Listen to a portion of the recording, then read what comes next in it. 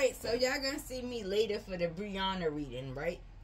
But after that reading, it's going to be a discussion on the devil stigma and how people translate and understand the devil. So, therefore, I decided that, I had to bring some further text concerning the concept of the devil.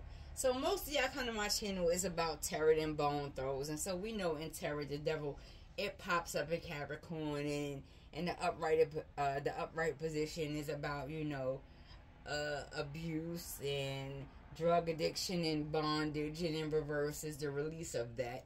But now we're gonna talk about it in a different context. We're gonna talk about it in numbers and planets, and then we're gonna talk about it in different references, because people have the wrong concept. And so people push this concept of devil worshiping, and they do not understand that Lucifer, Satan, the devil, and Jesus, they manifest on different planes, and there's different temptations depending on what plane you are on.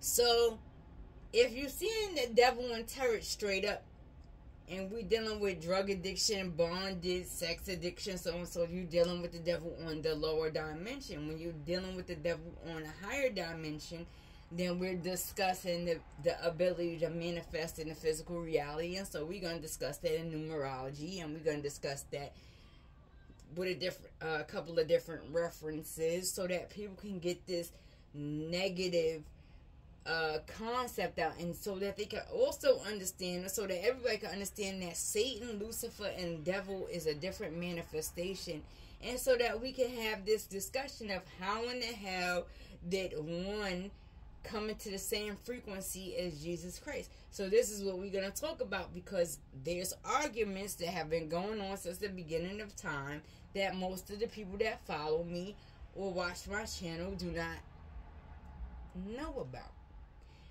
And so this will knock the devil worshiping concept out. Now, they say, there's people that worship the devil. You got people like Aleister Crowley that states that, you do as thou wilt.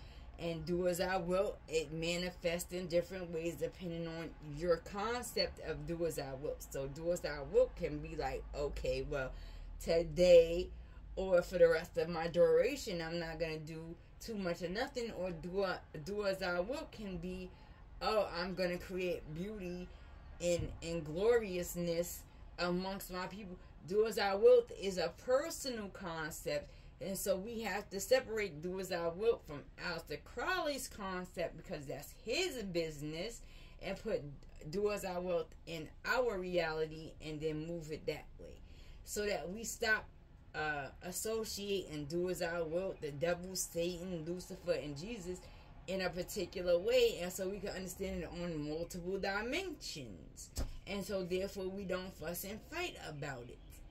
And so therefore that's what we're going to discuss after we discuss the Brianna story, so that we can have a better understanding, and so that we can stop fussing about it, and so that we can stop, locking ourselves. People have to understand the difference between religion and spiritually tapped in, and people have a false concept, because people that are religious, most of those people are just going upon the text and really do not do further study outside of the text that they are given or that they believe in, out of fear, I guess.